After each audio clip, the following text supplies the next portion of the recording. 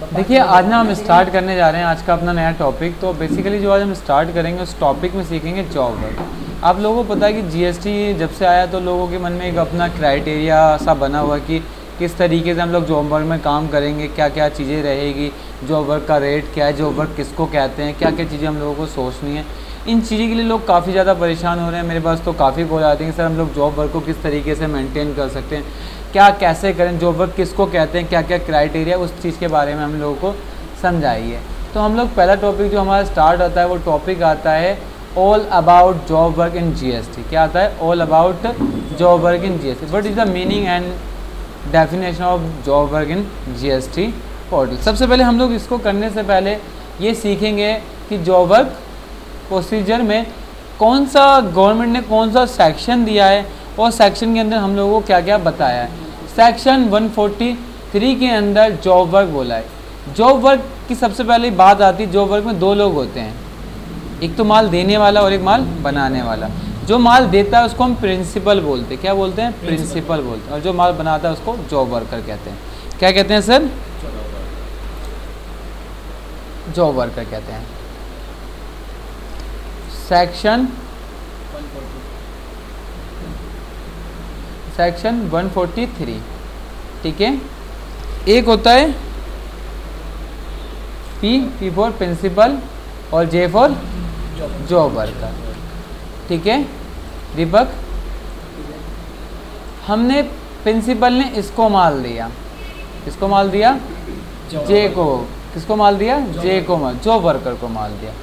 अब गवर्नमेंट कहती है कि जो जॉब प्रिंसिपल है ना, जो माल दे रहा है उसको क्या बोलते हैं हम लोग? प्रिंसिपल बोलते हैं। गवर्नमेंट ने कहा कि प्रिंसिपल रजिस्टर्ड होना चाहिए। क्या होना चाहिए? रजिस्टर्ड। अगर प्रिंसिपल रजिस्टर्ड नहीं होगा तो जॉब वर्क लगेगा ही नहीं। तो इस कंडीशन में प्रिंसिपल क्या होना चाहिए? रजिस्टर्ड। और जॉब वर्क आपका अनरजिस्टर्ड होगा या फिर रजिस्टर्ड हो सकता है, इसका कोई भी इशू नहीं है। तो पहले मन में आप लोग ये सोच लीजिए, जॉब वर्क का जो गवर्नमेंट ने सेक्शन दिया है उसके अंदर 143 के अंदर गवर्नमेंट ने बोला कि सेक्शन 143 पी, जो माल देता है उसको प्रिंसिपल बोलते हैं, जो माल बनाता है या माल को लेता है उसको जॉब वर्कर कहते हैं। जॉब वर्कर दो तरह के, प्रिंसिपल का रजिस्ट्रेशन होना कंपलसरी होता है और जे अनरजिस्टर्ड भी हो सकता है और रजिस्टर भी हो सकता है। इसका जॉब वर्कर का क्या काम होता है कि जो हम इसको माल दे रहे हैं, जो भी हम गुड्स की सप्लाई कर रहे हैं वो उसको क्या करके दे?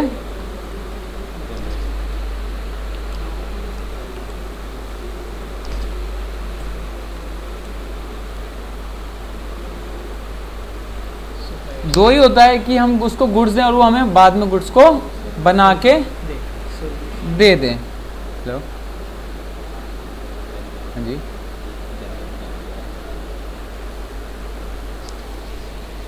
ठीक है, ये आ गया। उसके बाद कंडीशन आती है जब जॉब वर्कर का काम खत्म होगा तो जॉब वर्कर का मेन मोटिव क्या होता है कि इसको माल को वापसी कर देना। क्या कर देना? माल का। यही तो करता है जॉब वर्कर। अपने काम को ख़त्म करने के बाद वो क्या दे देता है? इसको माल को रिटर्न कर देता है। अब गवर्नमेंट ने इसके लिए प्रोसीजर निकाला, यहाँ पर आप पढ़ भी सकते हो। जो मैंने बताया यहाँ पर लिखा है रजिस्टर्ड। एक प्रिंसिपल को रजिस्ट्रेशन होना नेसेसरी है, कोई ज़रूरत नहीं है। आगे चलते हैं जॉब वर्क के बारे में। हम लोग यहाँ पर जो कर रहे थे जॉब वर्क में, हम लोग आगे बढ़े तो जॉब वर्क के बारे में मैंने आपको यहाँ बताया।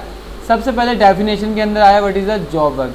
जॉब वर्क मीन जो पर्सन उस आइटम के ऊपर ट्रीटमेंट करता है या उस आइटम को बनाता है या आइटम को सही वे में लाता है या कुछ भी करता है जिससे वो आइटम गुड वे में आ जाती है, वो जॉब वर्कर कहलाता है।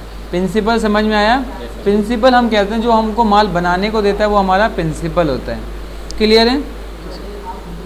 अब गवर्नमेंट ने कहा कि जीएसटी के अंदर जॉब वर्क के अंदर किस किस पर्सन को रजिस्ट्रेशन कराना कंपल्सरी। तो गवर्नमेंट ने registration requirement as per section 22 of the GST act sub section 1 every supplier shall be liable to be registered under this act in the state और union territory other than special territory state from where he makes a taxable supply goods और service और both. कुल मिला के government ने ये बताया इस टॉपिक के अंदर कि अगर कोई एक रजिस्टर्ड पर्सन जिसका annual turnover is greater than 20 lakh rupees then is applicable in GST. अगर कोई पर्सन पूरे साल में 20 लाख रुपए से ज़्यादा की जॉब वर्क करता है उसको जीएसटी के अंदर रजिस्ट्रेशन करवाना कंपलसरी। सर किस सेक्शन के अंदर बोला गया है registration job work having turnover more specified limit is section 22।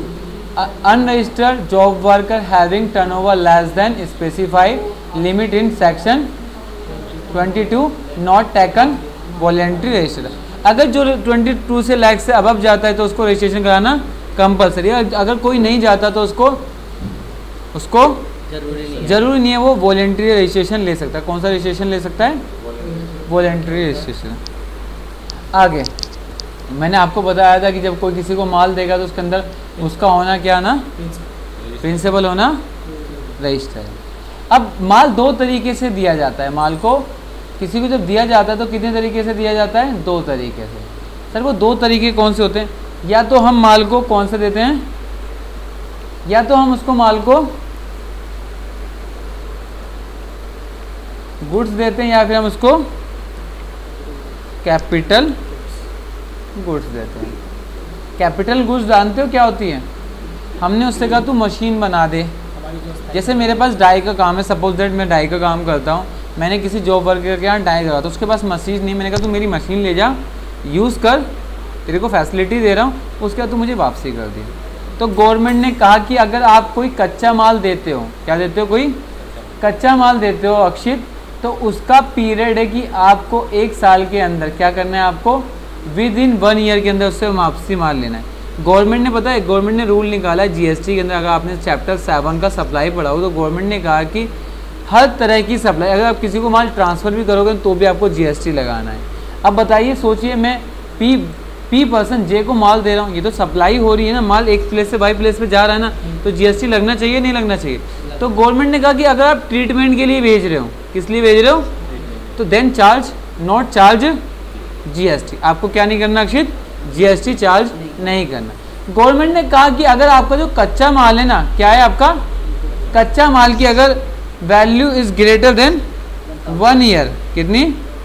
1 year, कितने से ज़्यादा हो जाए? अगर 1 साल से ज़्यादा हो जाएगी तो आपके ऊपर टैक्स लग जाएगा। क्या लग जाएगा? टैक्स। और अगर इसकी पीरियड 3 साल, कितना? कैपिटल गुड्स की 3 साल।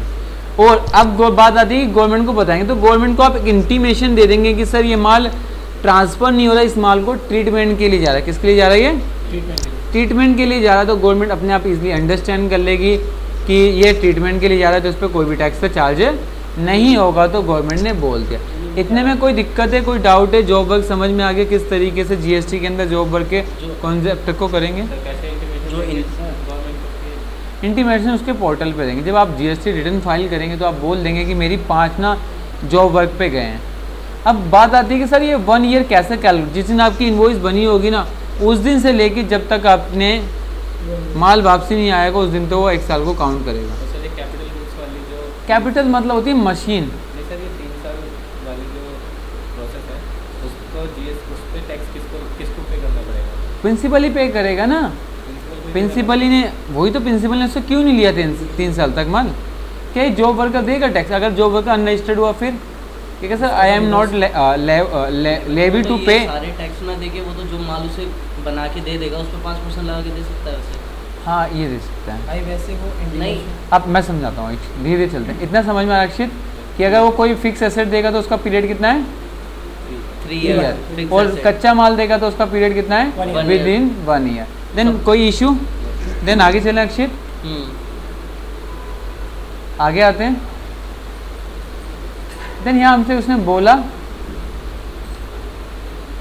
देखो यहाँ पर लिखा इफ द, यहाँ पर लिखा भी है computerisation of period of 1 year और 3 and the case where input and capital goods are send directly to job worker. Clear है? बताने की ज़रूरत नहीं, आप लोग इसको इजीली पढ़ सकते हैं। यहाँ पर इजीली बोला हुआ है कि अगर वो लेट जमा कराएगा तो उसको इंटरेस्ट के साथ टैक्स को पे करना पड़ेगा। ठीक है, ये आपका कुछ बेसिकली क्राइटेरिया है, इसके बारे में अब इतना आप लोग समझ लिए। आफ्टर 1 ईयर अब बात आती है, अब कभी कभी क्या होता है ना अक्षित, अब मैंने वाई को माल बेचा और वाई से कहते हैं कि तू माल बना के डायरेक्ट इसको सेल कर दी। किसको सेल कर दियो? रोहित को, कमल को, खुराना को सेल कर दियो। ऐसा भी तो होता है। हम जॉब वर्कर को माल देते हैं, हम जॉब वर्कर कहते हैं कि आप अपनी लोकेशन से माल को वहाँ भेज दो। अब बात आती है क्या, जब मैं दूसरी प्लेस से माल बिचवा रहा हूँ या सेल करवा रहा हूँ तो कैसे होगा। अगर आपका जॉब वर्कर रजिस्टर है तो आपको एक एडिशनल सेल का बिल काटने की ज़रूरत नहीं, जॉब वर्कर सेंड करेगा ना तो आप समझ जाना कि जॉब वर्कर ने कर दिया तो आपके लिए सेल है।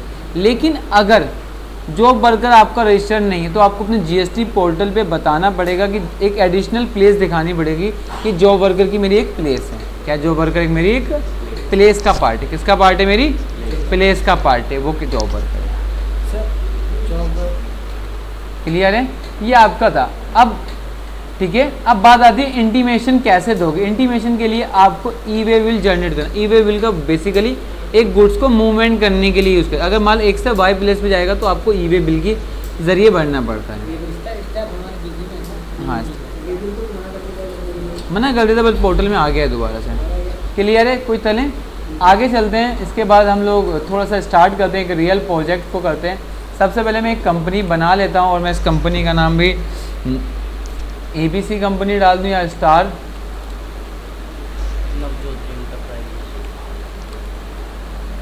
कंपनी, ठीक है। बाकी क्या इन्फॉर्मेशन फिलअप करनी है तो मैंने यहाँ हाँ GSTN नंबर तो करना है, डेफिनेटली करना है GSTN नंबर, तो बिना GSTN नंबर के तो हम लोग कुछ भी नहीं कर सकते, क्योंकि प्रिंसिपल को तो रजिस्ट्रेशन होना कंपलसरी है। और हमने इसको सेव कर दिया।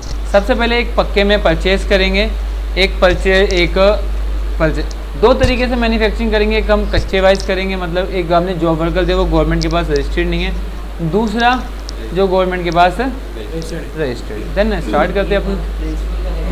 हाँ प्रिंसिपल ही कर रहे हैं ना, प्रिंसिपल ही माल सेंड कर रहे हैं। सेम कुछ कॉन्सेप्ट चेंज हुए हैं, देन हम उसको सीख करते हैं। कंपनी बन गई, हमने पासवर्ड यूज़र डाला, हमने यहाँ पर इन्वेंट्री पे गए, वही अपना फीफो और आइटम लेके इसको सेव कर दिया। अब सबसे पहले नॉर्मल मैंने एक परचेज़ करी और मैंने यहाँ पर 160 डाल दिया, वाउचर नंबर डाल दिया। देन मैंने 5% से मैंने कोई आइटम खरीदी है लोकल से, मैंने यहाँ पर उस पार्टी का नाम डाल दिया, सन ट्रेडर से मैंने माल ख़रीदा और मैंने यहाँ पर सिंडिकेटेड डीलर डाल दिया, इसको नो करा रजिस्टर्ड डीलर, और मैंने इसका स्टेट भी डाल दिया यहाँ से।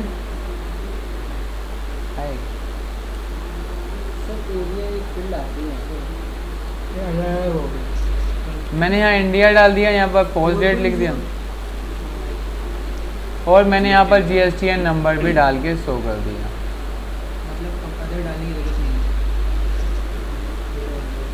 और हमने इसको सेव कर दिया और हमने इससे परचेज़ करी। और परचेज़ करते वक्त आपके जो भी आप गवर्नमेंट कहती है जो आप परचेज़ करते हो तो वो, अब यहाँ पर हमने L क्यों लिया, क्योंकि इसका टिन नंबर 07 से स्टार्ट हो रहा है और मेरी फर्म का भी टिन नंबर कितने से स्टार्ट हो रहा है। हम दोनों विद इन स्टेट में काम करने वाले। हमने यहाँ से एक आइटम बनाई, हमने बोला क्लॉथ, हमने क्लॉथ परचेज़ करी और क्लॉथ हमारा मीटर में हमने बोला 60 रुपये और हमने इस आइटम का HSN कोड डाल दिया। HSN कोड डालते हुए कितना होता है, हार्मोनाइज नोमेनक्लेचर होता है, मैंने यहाँ पर टैक्स डाल दिया। और कपड़े पे 5% टैक्स था तो मैंने कितने % डाल दिया, मैंने माना 1000 मीटर खरीदा और मैंने यहाँ पर क्या ले लिया, CGST और SGST, क्योंकि ऊपर L है तो दो तरीके के टैक्स लगेंगे, एक तो आपका CGST और आपका SGST। दूसरा मैं यहाँ पर 2 तारीख को मैंने परचेज़ करी, लेकिन परचेज़ करी मैंने IGST से, वो भी इंटीग्रेटेड, और मैंने यहाँ पर 5% ले लिया। पार्टी का नाम डाल दिया मैंने यहाँ पर शिवम इंटरनेशनल ग्रुप में सन्ड्री क्रिएटर्स, इसको नो करा, मैंने रजिस्टर्ड डीलर बोल दिया। और इसका एड्रेस आप लोग फिलअप कर लीजिएगा, मैं इतनी ज़्यादा डेप्थ में नहीं जा रहा, वरना एक्चुअली ये करूँगा तो आप लोग जानते हैं कि थोड़ी सी प्रॉब्लम लोगों को हो जाएगी।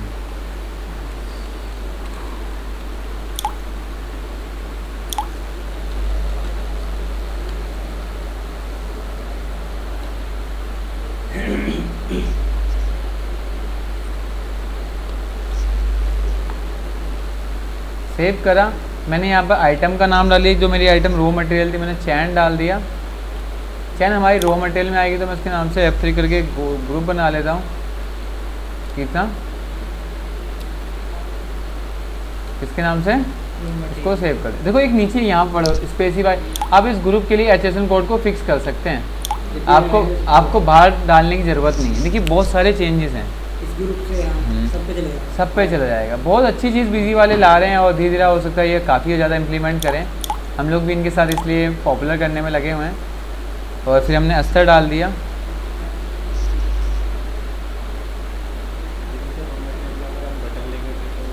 हाँ डाल देना, ठीक है। 50 रुपये आ गया। और हम यहाँ पर बटन ले लेंगे, बटन हमारा मिड रो में एक पीस में डाल देते हैं, एक पीस की वैल्यू 1 रुपये 20 पैसे डाल देते हैं और सेव। कितने हमने 1000 पैकेट 1 लाख खरीदे और ऊपर IGST लगा दिया और हमने इसको सेव कर दिया। इसके बाद इसी माल को मैंने आगे बनने को इशू कर दिया। मैंने कहाँ माल बिक दिया, मटेरियल इशू टू पार्टी पे सेंड कर दिया एक अनरजिस्टर्ड डीलर को, या कह सकते हो रजिस्टर्ड डीलर को भेज। हमने पहले अनरजिस्टर्ड डीलर को भेजते हैं, उसके बाद रजिस्टर्ड डीलर को भेजेंगे। इसको करने के लिए आपको सबसे पहले एक टॉपिक अनेबल करना है, administration configuration feature option. Inventory के अंदर आपको मिलेगा यहाँ से पैरामीटराइज के ऊपर मिलता है अनेबल जॉब वर्क। आपको अनेबल जॉब वर्क आउटसाइड पे क्लिक करना है, अलजेट जॉब वर्क परचेज इन्वेंट्री, और इस पर क्लिक करके सेव कर देना है। ये कौन से हैं? हाँ, जो अलजेट job work and in purchase, मतलब जितना माल दिया और जो हमने परचेज है उससे एडजस्ट कर दो। और फिर show pending quantity in till voucher date only, track finish good को बना के क्या लाएगा और जॉब वर्क। उसके साथ साथ हम लोग टॉपिक हमेशा यस करते हैं जिसका नाम है accounting in pure inventory voucher. आप इसको कर दीजिए, हो गया। नहीं करे हमने। हाँ, हमने तीनों पर टिक नहीं करा और ना ही ये टॉपिक अनेबल हुआ है।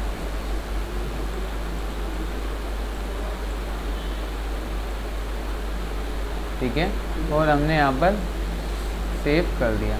सेव हो गया। उसके बाद हम कहाँ पर आए, हमने उसको मटेरियल इशू करा। कब इशू करा, हमने 1/7 को करा। यहाँ पर लिखेंगे इशू फॉर जो, हम किसके लिए भेज रहे हैं, जॉब वर्क के लिए। हमने मान लिया कि अनिल जॉब वर्कर है हमारा, अनिल, ठीक है, अनिल डाल देते और हमारे ग्रुप में संडी केड डाल दे। और हमने बोला ये अनरजिस्टर्ड डीलर है, क्या ये हमारा अनरजिस्टर्ड डीलर, और हमने इसको माल दे दिया और ये माल बना के लिया। उसकी ID डाल दी मैंने अनिल 1 और सेव कर दिया। हमने बोला कि हमने इसको बटन दे दिया है अक्षित 500, हमने इसको क्या दे दिया, कपड़ा दे दिया हमने 500 मीटर।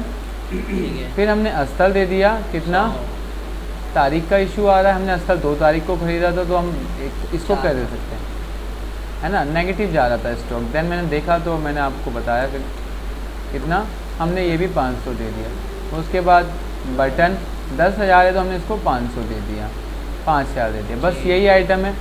चेन दे देते हैं, चेन हमारे पास 1000 तो 5,000 दे दिया और इसको हमने क्या कर दिया, सेव कर दिया। सेव कर दिया। Job due to can not be change, क्योंकि डेट ना जॉब डेट का गलत डाल दी थी हमने, ठीक है, और इसको हमने सेव कर दिया। अब बना के क्या लाएगा, तो मैंने यहाँ पर इसका आइटम का नाम बनाया और बोल दिया ये शर्ट नैरो बना के लाएगा। कब बना के लाएगा, 731। और मैंने इसको F3 बना दिया, क्या बना के लाएगा, फिनिश गुड्स। और मैंने इसको यस कर, जब भी कोई फिनिश गुड बन के आएगी तो मैंने बोला उसके लिए ये HSN कोड है और ये डाल के सेव कर। और मैंने बोला जब भी आइटम बनेगी तो उस पर टैक्स रेट कितने % लगेगा, 5%, क्योंकि गारमेंट आइटम है। और उसको हमने यहाँ पर सेव कर दिया। आ गया। मैंने बोला हमने इसको 200 पीस का ऑर्डर दे दिया, कितने का दे दिया, 200 पीस का। क्लियर है। फिर एक हमने 12 तारीख को एक हमारे पास आए मोहित आए तो हमने मोहित को दिया, लेकिन मोहित ना हमारे पास ये जॉब वर्कर है, लेकिन उन्होंने गवर्नमेंट के पास से रजिस्ट्रेशन करवा रखा है। क्या करवा रखा है, रजिस्ट्रेशन। और ये दिल्ली के ही बिजनेसमैन है तो हमने इनका रजिस्ट्रेशन से एड्रेस डाल दिया, सब कुछ।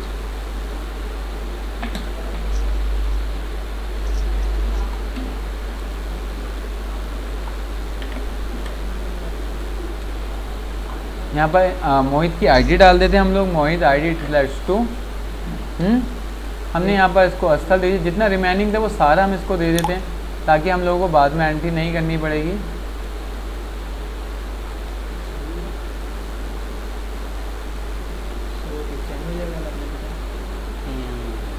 और हमने इसको यहाँ पर सेव कर दिया। सेव हो गया।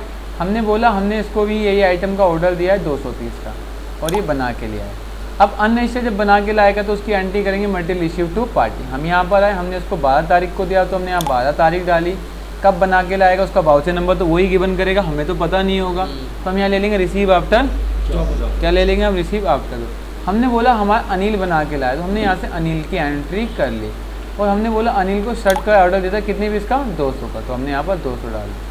और जैसे ही क्या देखो अनिल की मुझे इन्फॉर्मेशन बता दी कि अनिल को हमने 500 मीटर दिया था। अनिल ने बोला कि सर एक पीस में 2 मीटर कपड़ा लगा, तो 200 पीस बना के लगा तो कितना लग गया होगा, 400। चैन उसने बोला सर एक पीस में 200 लगे तो हमने 200 चैन लगा दी। अस्तर उसने मुझे कैलकुलेशन कही तो अस्तर को मैंने बोल दिया कि 200 मीटर अस्तर लग गया समथिंग, और ये मैंने 2500 बोल के सेव कर दिया और ये मेरा सेव हो गया। अब हम इसकी जॉब वर्क का पैसा नहीं देंगे, क्या देंगे, नहीं देंगे, लेकिन हमने एक गलती कर दी, हमें कंट्रोल है फ्यूचर ऑप्शन इन्वेंट्री में एक टॉपिक अनेबल करना चाहिए जिस टॉपिक का नाम है allocated expense purchase item wise. आप इसको यस कीजिए और यहाँ पर सेव कीजिए। हो गया। इस टॉपिक को हम लोग मिस कर गए थे, मैंने आपको नहीं बताया। इस टॉपिक का बेसिकली यूज़ बताऊँगा क्या है और हम इसकी एंट्री यहाँ पर अब करेंगे। ठीक है, हो गई। लेकिन सर प्रॉब्लम ये आ गई कि हम इस बिल को अगर खोल के देखें तो आप लोग ना, आप मुझे पहले सिखाते थे कि आप यहाँ पर जॉब वर्क डालो, लेकिन आज आप जॉब वर्क नहीं डलवा रहे। कुछ रीज़न है जॉब वर्क क्यों नहीं डलवा रहा हूँ। उसके बाद जो मोहित रजिस्टर्ड डीलर था, जब अगर मोहित रजिस्टर्ड डीलर था तो उसकी एंट्री हम यहाँ से नहीं करेंगे, उसके लिए हम डायरेक्ट उससे परचेज ही कर लेंगे। क्या कर लेंगे हम उससे? Direct purchase. क्यों? क्योंकि वो जॉब वर्क, आप लोग सभी जानते होंगे जॉब वर्क पे टैक्स रेट अब 5% हो रहा है। 1 अगस्त को ही हमारे फाइनेंस मिनिस्टर श्री अरुण जेटली जी ने टैक्स रेट को 18% से कितने परसेंट पे कन्वर्ट कर दिया है? 5% पे। तो हम लोग परचेज़ के अंदर आके जब हमने उससे माल बना के लाया, जब हमने उससे परचेज़ करी और टैक्स रेट को यहाँ पर हमने उससे मेंशन कर दिया 5% एल। और मोहित था तो हमने यहाँ से मोहित के नेम को गिवन करा, डाला और हमने यहाँ से क्या ले लिया? Shirt name. कितनी पीस? 200 का ऑर्डर दिया तो हमने 200 से ले ली। और हमने जो जो एवरेज डाली थी वो आप लोग अपने हिसाब से बैकएंड में कैलकुलेशन कर लेना। मैं इसकी ज़्यादा डीपली कैलकुलेशन करूँगा तो आप लोग जानते हैं कि दिक्कत हो जाएगी थोड़ी सी। और बटन मैंने 500 डाल दिए, ठीक है, और मैंने सेव कर दिया। अब एक पीस की कॉस्टिंग तो उठ के नहीं आई। क्यों नहीं उठ के आई? क्योंकि यहाँ पर हम एक पीस की वैल्यू, हमने बोला कि मोहित हमसे बोला कि सर एक पीस के 50 रुपये लेता हूँ। कितने लेता हूँ? एक पीस के 50। तो हम यहाँ कितना डाल देंगे? 50। रोहित ने हमें माल बजा के बेचा होगा, बताइए ना। और हम यहाँ से क्या डाल देंगे? रोहित का ऊपर CGST और SGST। ये मेरा जॉब वर्क का चार्ज हो गया। हुआ नहीं हुआ? बताइए नहीं।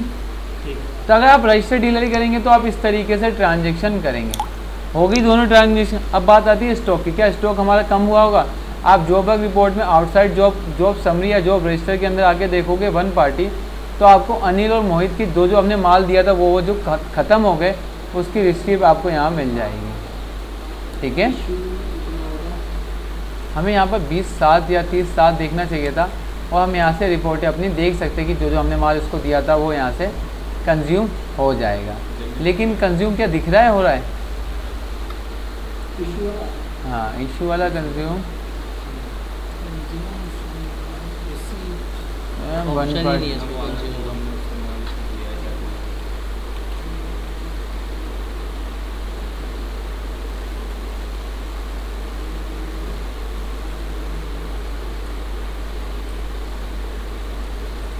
सर वो डिटेल्स में एक बार देखना। Finish to receive party wise 1 party मोहित।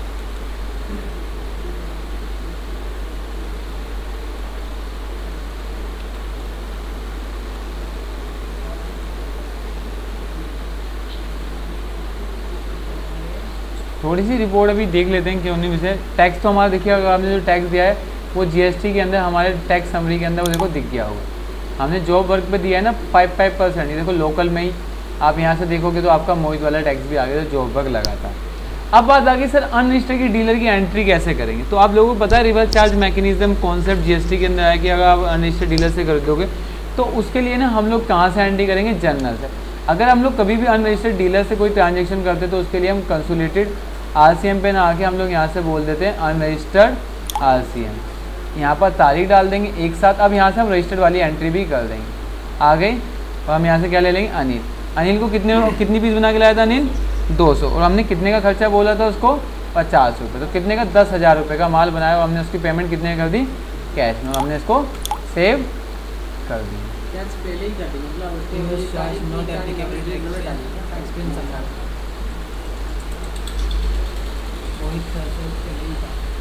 अब यहाँ पर हम लोग F3 से बना लेंगे क्या? Job work. हमें जॉब वर्क बनाना चाहिए तो हमने थोड़ी सी गलती कर दी।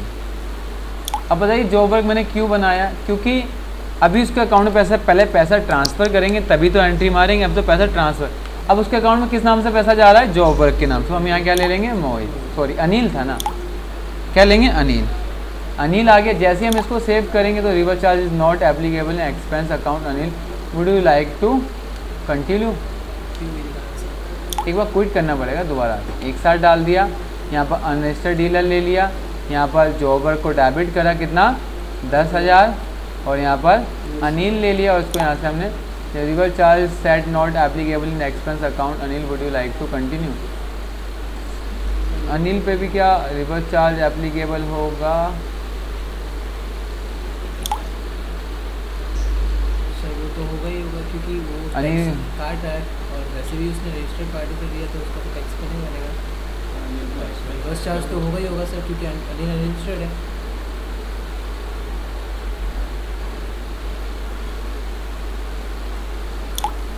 ठीक है, अब देखिए हो गया। अब इसके लिए आप एंट्री मारेंगे मिसलेनियस यूटिलिटी में आके और रिवर चार्ज की आप एंट्री देख लेंगे। एक्चुअली थोड़ी सी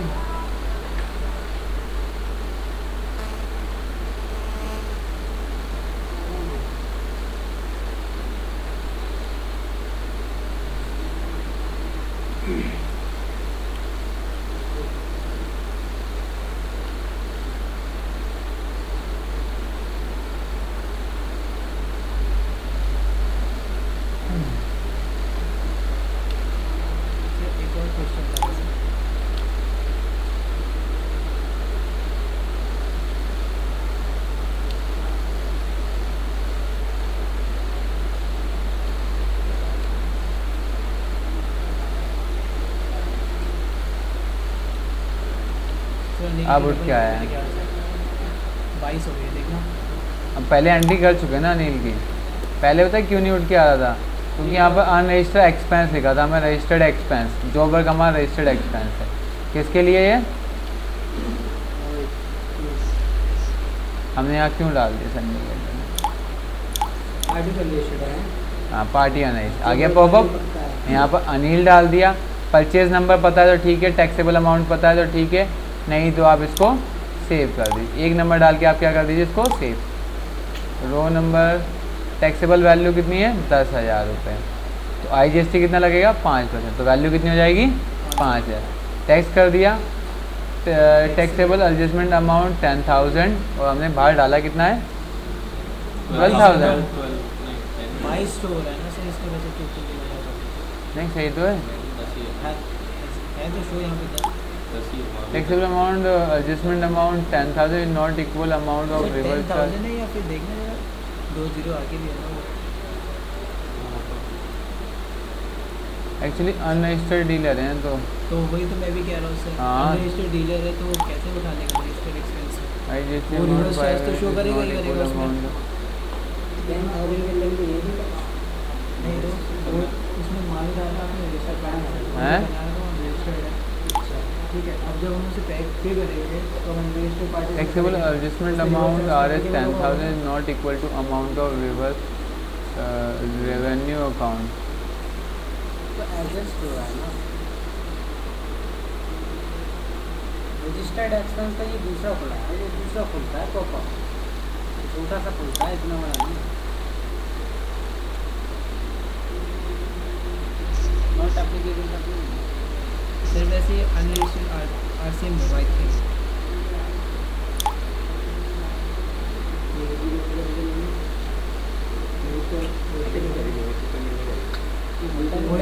स्टार्टिंग रजिस्टर्ड एक्सपेंस तो अभी आया है शाम के 5 बजे।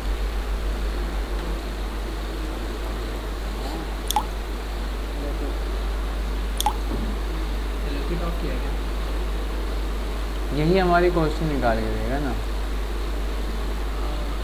क्वेश्चन यही था सर कि अभी हमारे पीस को कॉस्टिंग भी तो नहीं निकली।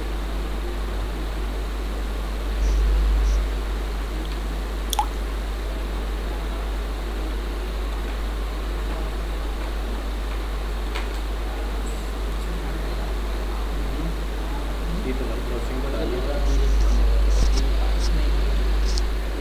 क्रॉसिंग में डालिए। हाँ क्रॉसिंग कैसे में डालिए? पीस की कॉस्टिंग भी नहीं उसकी रिसीट को परचेज तरीके सेम तरीके से रजिस्टर्ड की बात है, रजिस्टर्ड टाइप में दिखा देगा उसको पीस का हो गया। ये लेना पड़ेगा।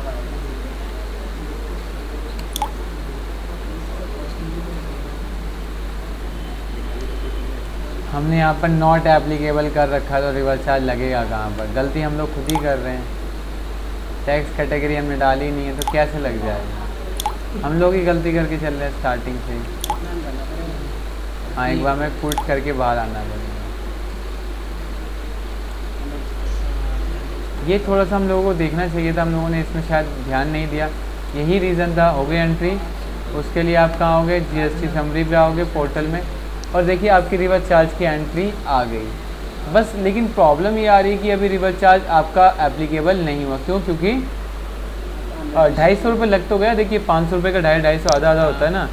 तो आप इसको यहाँ पर F12 कीजिए, F4 कीजिए, और आप जैसे ही F4 करेंगे तो आप यहाँ से अपनी एंट्री को पोस्ट F4 नहीं कर सकते आप। F4 से अपनी एंट्री को पोस्ट कर सकते थे। पुराने वर्जन के अंदर हो सकता है इन्होंने ऑलरेडी एंट्री चेंज कर दी, तो ये कॉन्सेप्ट थोड़ा सा दिक्कत दे रहा है, क्योंकि अब फिर हम लोगों को अलग से एक जॉब वर्क की एंट्री दिखानी पड़ेगी। हो सकता है यहाँ 500 रुपये जो हमारे बने ना 250 रुपये, वो हमारे ऑटोमेटिक यहाँ आ गए होंगे। देखो यही रीज़न है। आगे देखो आयुष, ये 250 रुपये की एंट्री आ गई। ये रही ना नील की 10,000 रुपये की आ गई ना, 250 रुपये की 500 रुपये की। टोटल 500। तो आपको अब रिवर्स चार्ज की एंट्री करने की ज़रूरत नहीं, आप यहाँ से मारेंगे वो पॉपअप से यही हो गया है। ठीक है, वैसे हम एक पीस का कॉस्टिंग क्या निकालेंगे फिर? तो इस तरीके से आप रिवर्स चार्ज की एंट्री को कर सकते हैं। लेकिन प्रॉब्लम आ रही है कि सर ये कॉस्टिंग क्यों नहीं उठा रहा। कॉस्टिंग में तो फ़र्क आ रहा है सर, इसमें कॉस्टिंग का तो 50 रुपये हमने उसी के डाले हैं बस। हाँ, कॉस्टिंग भी बनेगी ना। 1 मिनट रुके ना, कॉस्टिंग भी तो निकाल के दिखा रहा हूँ आपको।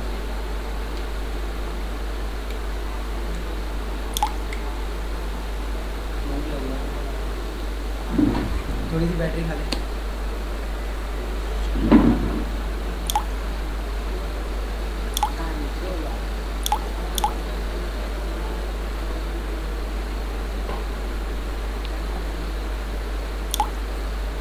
यहाँ पर एक छोटा सा खर्च पॉपअप उठ के आता है, वो होता है आपका क्या पॉपअप होता है, allocated purchase to the item.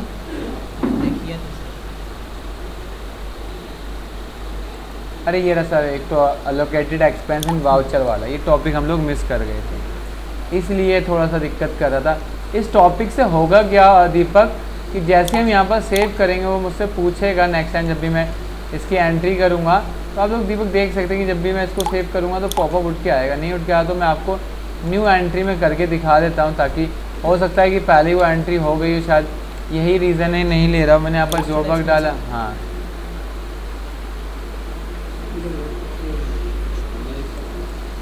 और मैंने इसको मॉडिफाई करा, और मैं जैसे सेव करा मैंने यहाँ पर 12,000 बता दिए, यहाँ पर अनिल लिखा और सेव करा। अनिल का टैक्स डाला, वाउचर नंबर 2 सेव करा। यहाँ पॉपअप नहीं खुल गया। शायद हो सकता है अनिल के अंदर ना हमको वो अलोकेटेड एक्सपेंस वाला टॉपिक अनेबल करना पड़ेगा। अदर स्टेट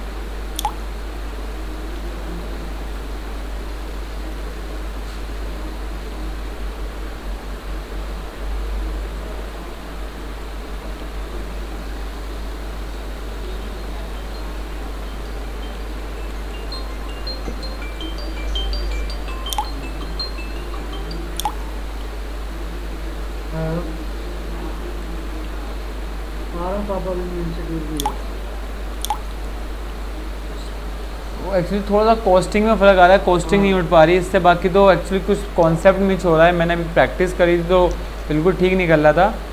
तो इसके लिए बेसिकली कॉन्सेप्ट आपको यही यूज़ करना है। इस तरीके से आप अपना टैक्स को बीजी के अंदर कैलकुलेट कर सकते हैं। ये आपका जॉब प्रोसेस था। इसके बाद आपको कॉस्टिंग निकालनी है, सेल करना है, बाकी वही प्रोसीजर रहेगा जो ऑलमोस्ट हमारा रहा था पहले। और देखिए GSTR 3 के अंदर जो नया वर्जन, बीजी के अंदर जो नया वर्जन आया 14 के अंदर, उसमें बहुत सारे चेंजेस कर दिए इन्होंने। आप लोग देख सकते हैं कि GSTR 3 फॉर्म की इन्होंने रिपोर्ट निकाल दी। तो इस तरीके से आप बीजी का मैन्युफैक्चरिंग का कॉन्सेप्ट जीएसटी के अंदर कर सकते हैं। तो हमने देखा कि अगर हम पक्के का करना है तो किस तरीके से करेंगे और कच्चे का